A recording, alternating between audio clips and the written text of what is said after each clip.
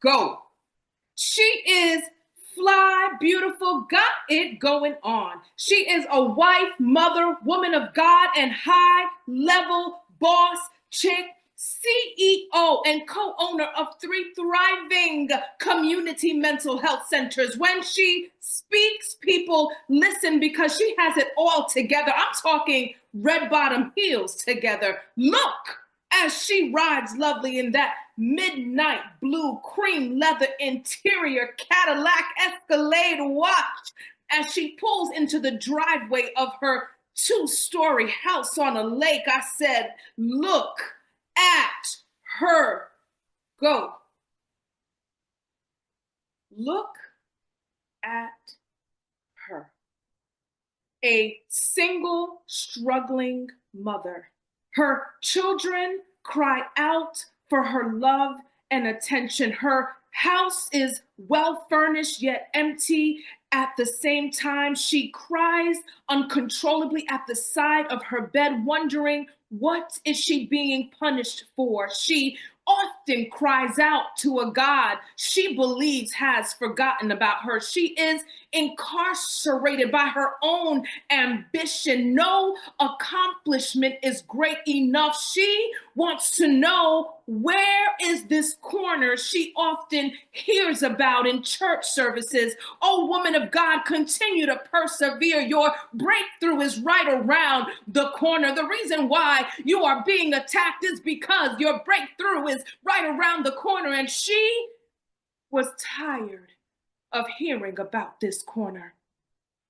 The worst part of her day was waking up, and the best part of her day was flirting with the idea of what would life be like without me in it.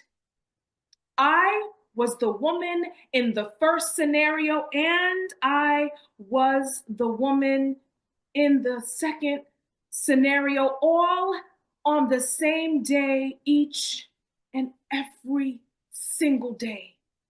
You see, my work ethic demanded a high level of demand on my time and energy. I wasn't intentional about refilling my cup, although I was giving everything I had to this world. I was not intentional about my self love and self care and mental health, and I had the nerve to call it purpose. And sometimes I called it resilience.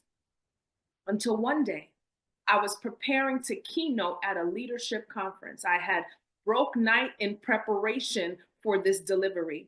I walked to the edge of the bed to pick up an empty suitcase, and just like that, a knife stabbed me right in the middle of my back. I stood straight up and tried to cry out to my daughter, but I couldn't find the air in my lungs to do so. And I felt the very same knife stab me right in the middle of my chest. I was experiencing excruciating pains and I didn't know what to do. So I sat at the edge of my bed.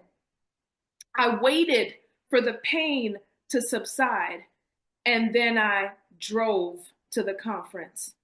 I presented for about 2 hours on conflict management and leadership development. I landed 2 new contracts. As a matter of fact, it was 3 new contracts. And my next memory was in an ambulance.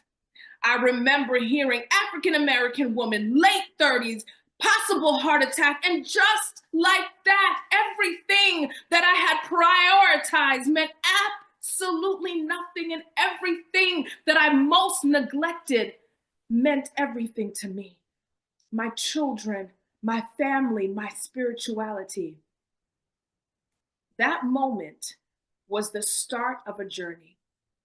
It was the start of my healing journey, which would soon become an international platform targeting high achievers who need to pause, to heal, to maximize their capacity to inspire others to do the same. My name is Schellie Fanfan, and I am the CEO and owner of Ask Schellie Consulting. I am the founder and visionary of the Teach Me How to Heal conference and events. I get to work with individuals and helping them to overcome their emotional injury. I am a licensed psychotherapist. I've been practicing for 25 years, and I partner with individuals who have committed their lives to overcome their emotional injury. I do this through the provision of psychoeducation and other evidence-based and scientific backed interventions. My assignment on today is to activate each and every one of you. See, I was sent to this earth in order to empower and to educate and to encourage others. And I do that again by providing the psychoeducation that we need to know in order to truly live in our smiles. I was created to partner with people, bringing them to that point where psychological principles and kingdom protocols meet and come together to truly provide us, you and I, access to total life prosperity. I am here to activate each and every one of you to take the time to heal in order to truly be an impact, a change agent to those you are ordained to heal with. Now, I know when we talk about healing, when we talk about mental health, we automatically count ourselves out. We tend to think about that person that's in the parking lot at that 7-Eleven that's responding to internal stimuli, talking to themselves and possibly looking very awkward. But I'm talking about the entire mental health spectrum. I'm talking about those experiences that tend to impact our emotional well-being. I'm talking about the miscarriage. I'm talking about the divorce. I'm talking about the betrayal. I'm talking about your perfectionism. I am talking about you being a victim of performance-based parenting. And I can go on and on. Your imposter syndrome, your negative self-talk, your procrastination, your self-sabotage. I am talking about you. I am talking about the personal responsibility that you have to ensure that you have walked the healing walk. Why? Why should you take the time to engage your emotional healing? Well, I'm here to tell you. Starting with number one, we hear it all the time. We cannot bring people to destinations that we have not yet arrived. We hear that all the time, right? It is absolutely true. Understand that we all have talents, we all have gifts, we all have abilities, and those talents, gifts, and abilities may fill a room. You may have great events. People will come back and they will support. But one thing that you have to understand is those gifts, abilities, and talents are not enough to inspire the action that's needed to truly bring someone to a place of transformation. Only anointing can do that. Anointing is not only divinely downloaded, but an anointing is what you acquire when you have done the work yourself. Understand that there's a lot of individuals that tell their stories in this day and age, right? We hear it all the time. Individuals that have amazing stories about how they have overcome. But human beings need a prescription. They need to know that there are 7 keys to breakthrough, that there are 10 keys or 10 steps that you can maximize to truly forgive someone that has offended you. And the only way that we can truly teach a prescription is by walking the walk ourselves. It's not enough to be able to tell an amazing story without a true, authentic prescription for others to follow. Number 2, why is it important for you to engage in a healing process? Understand that and think about our behaviors, our thoughts, our emotions, our behaviors. 80% of what drives how we think and how we act and how we feel is driven by our subconscious mind. So 20% of how we move is guided by our consciousness. Let me explain further. Our subconscious mind is where our learned lessons that we have to unlearn, it's in our subconscious minds that they reside. There are emotions, there are memories that you can emotionally react to even though you have no recollection of them. Where do you think those memories lie? Where do you think those memories live? They live in your subconscious mind. I know that you believe that you are healed, but I'm here to tell you that your functionality does not necessarily mean that you are healed. I know that you are purchasing real estate, you are flipping houses, and you are doing well in your industry. You are killing the game, but I'm here to tell you, man of God, I'm here to tell you, sis, that functional does not mean that you are healed. There are things, situations, and memories and horrible lessons learned that we have to heal from in order to truly heal our subconscious minds. I'm here to talk about why is it important for you to heal. Number 3, there is a weight that we carry to not healing. I know I've heard people say it is so hard. This process is so hard. It's also really hard to live and lead your life carrying the weight of not being healed. There are blockages that are super real. Earlier, I talked about thoughts, emotions, and how we show up. Understand that thoughts charge our emotions like a regular phone charger. Our thoughts charge our emotions, and our emotions influence how we show up, how we behave, how we choose. So if we want to change how we behave, if we want to change how we choose, if we want to change how we show up in this world, we have to be able to change and reframe our thoughts. If you want to change how you emotionally react to things, if you want to change how you feel, you have to be able to change your thinking. It all goes back to your thoughts. And oftentimes that unhealed emotional injury will try to impact your emotional life vehicle.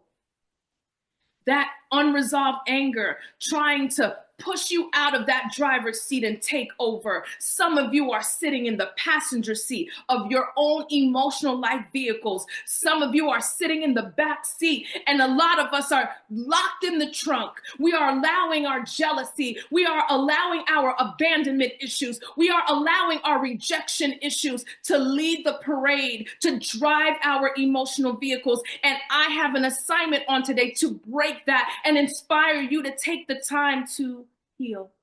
Number 4, your lack of healing will always become a ceiling, and your success cannot surpass that cap, that ceiling that is caused by your lack of healing. Your lack of healing will almost always intercept creativity, your capacity to adapt, your capacity to be the fullness of who you are called to be. It will impact your overall capacity. And so it is important for us to be committed to healing in order to truly release a platinum version of ourselves. The last is healing happens in a hat. HAT is an acronym for honesty, accuracy, and truth. Honesty, accuracy, and truth. And sometimes we assign words that are not necessarily true when it comes to our situations. For example, I have individuals that say, I am here for help, Miss Schellie, because I am a procrastinator. But when we do further digging, we realize that procrastination is not the issue. What's the issue is that you are a self-sabotager, and not necessarily a procrastinator. Words matter. A problem that is well defined is a problem that is half solved. A problem well defined is a problem that is half solved. So allowing yourself to go through a healing process will expose the truth that you can finally heal from. This is why it is important for you to take the time to heal so you can truly be an effective change agent and an effective leader that you are called to be. God fully resources us to do the things that we are called to do, and we have to ensure that there are no blockages. That is why it is important for us to take the time to heal. I want to close with an acronym. It's AMPLIFY, AMPLIFY. And each word gives us a little bit more information on how we can heal. And this is a risk because I don't know each and every story that is represented. I don't know the experiences of each and every person within the sound of my voice. If I knew that, I may be able to provide a little bit more information about what your healing journey or what your healing process may look like. In absence of that information, I will keep it general. And again, we will use the word amplify as the acronym that specifies or gives us a little bit more information about how should we heal. That A stands for awareness. It is important for us to be aware of the things that we have normalized, those abnormalities that we have normalized. And many high achievers have mastered normalizing abnormalities. I'm talking about not being able to get 8 hours of uninterrupted rest. I'm talking about your capacity to not necessarily exercise high self-discipline when it comes to your eating habits and your weight loss journey. I'm talking about your lack of capacity to connect with your spouse in a healthy way. I'm talking about the complications that you have to sexually connect with your spouse. I can go on and on, that prolonged grief that you continue to deal with and continue to try to overcome. I am talking about your complications when it comes to maintaining your concentration and attention. I can go on and on, joking about OCD. It's no longer funny. Your compulsive behaviors are no longer funny. Your anger outbursts are no longer funny. The fact that as soon as you walk in, the whole atmosphere changes because of your internal misery. There needs to be an awareness of the need for you to heal, and specifically what you need to heal from. The M stands for magnify. What do we have to put under a magnifying glass in this season? Oh, we've pushed aside a whole lot. We've swept a lot under the rug. And now it is time to magnify it, put a spotlight on that thing, and exercise the authority and the royalty that you have to overcome. And in that process, it's important to not allow our identity to be entangled with our difficulties and our challenges. I often hear people say, I'm depressed. Well, I'm Schellie Fanfan, that is. Let us stop taking our experiences and somehow making it our identity. You may be overcoming depressive symptoms, but I rebuke this idea that you are depressed. So not only are we magnifying the things that we have to heal from, we have to magnify who we are. One of the things that it is mandatory for my clients to do is to create a list of affirmations. And in this list, they are declaring who they are. I am healed and I am whole. I am an influencer and I am an agent of change. I am well. I am bold. I am the answer. We have to magnify who we are. We have to magnify those strengths, abilities, and talents that give us the power, the unique power to heal. So not only are we going to get lost in the things that we have to overcome, oh yes, we are going to magnify those amazing things that we all have, those amazing attributes, unique abilities, skills, and talents that each and every one of us have that equip us to truly overcome. The P stands for prioritize. Now that we have awareness of those things that we need to heal, we've magnified it and we've come into connection with who we truly are. Now we have to prioritize the healing process. This means that there are some things that may have to change, some things that you may have to pause in this season, and that is okay. We are prioritizing the healing process. We almost will always be able to identify what people prioritize in worship by taking a look at their bank accounts and their calendars. Your bank account and your calendar needs to reflect that you are prioritizing this healing process. You may not be able to watch the news like everybody else. You may not be able to hang out with the same people. You may have to make some changes to your schedule. You may have to pump your brakes in certain areas of your career. And guess what? It is worth it because a whole version of yourself you owe this world. a healed and whole version of yourself. The L stands for lean and learn.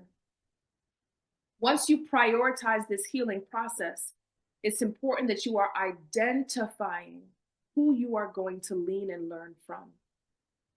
Some of those individuals will be natural supports, those people that will hold you accountable, those people that are going to pray over you, those people that are going to sacrifice their time, talent, and treasure to support you along the way. And there may be a need for professional supports. Most of the time, we need that unfamiliarity. You want someone to look like you, talk like you, be able to identify with you. While that's a plus, it is not necessary. Your breakthrough is on the other side of the discomfort that you feel with unfamiliarity. And so it's okay for the person to not look like you, but we have to develop supports that we can lean on. Natural supports and professional supports. Some of you may need coaching. That's support to reach and attain specific goals. And some of you, coaching is not going to be enough. You need a licensed psychotherapist with the expertise and the anointing to help you to break through. The L also stands for learn. There are so many things that we have to learn. Our breakthrough is often on the other side of something that we have to learn. So what do you have to learn? What do you have to unlearn? What do you have to relearn? That is breakthrough. The I stands for inventory. We have to inventory those healthy behaviors that we display and exhibit when we are well. I often tell people when I am texting back people that have called me, that's a red flag. That's me avoiding contact. It's important for us to be super clear about what we look like when we are well, those healthy behaviors.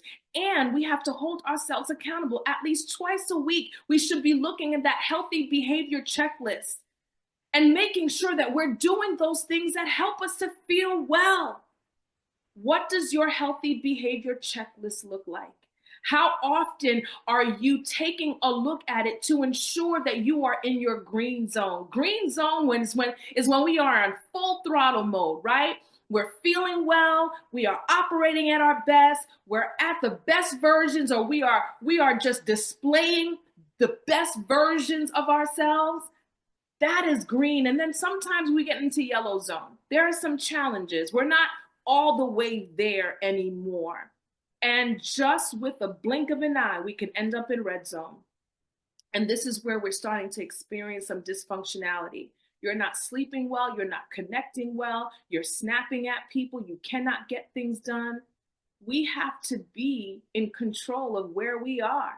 Are we in green zone, yellow zone, red zone?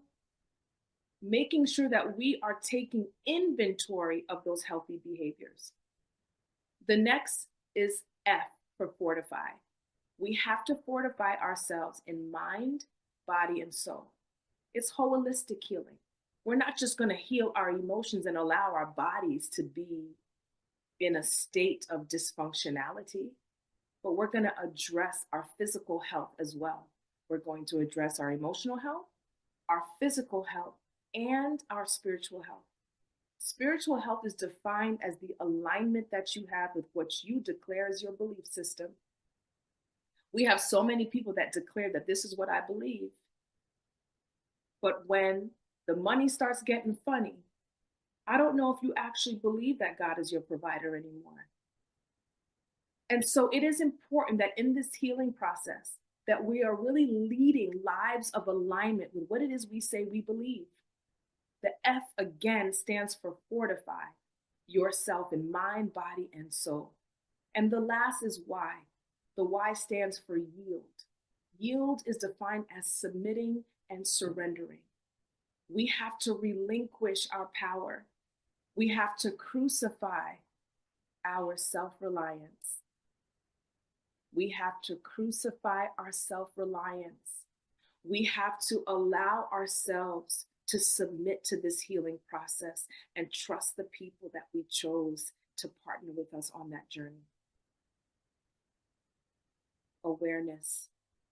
magnify, prioritize, lean and learn, take inventory of those healthy behaviors, fortify, and yield to the healing process. I have a challenge for you. I would like each and every one of you to ask 3 super honest people this next question. Do you think I am well? And be prepared to be responsive to what it is they say. We are in a season where we just have to be completely committed and convicted to leading and living a life of wholeness. Each and every one of us was equipped to give something extremely precious and powerful to this world. And the only way that you can do that without disruption or hindrance is to do it healed and whole. It may not be a destination, but it's definitely an everyday decision to allow yourself to shine. Today, I was talking about an often unspoken advantage. Have you ever seen someone smile with a fake smile? They're not fooling anybody else but themselves. I have committed my life to teaching others how to truly and authentically live in their smiles, to cultivate a well of joy that is not contingent upon life outcomes. Are you ready to experience that? The freedom that comes along with living in your smile. I have been created to talk about, share about, and teach about the unspoken advantage of healing. It is a unique gift that you can only give to yourself. Thank you.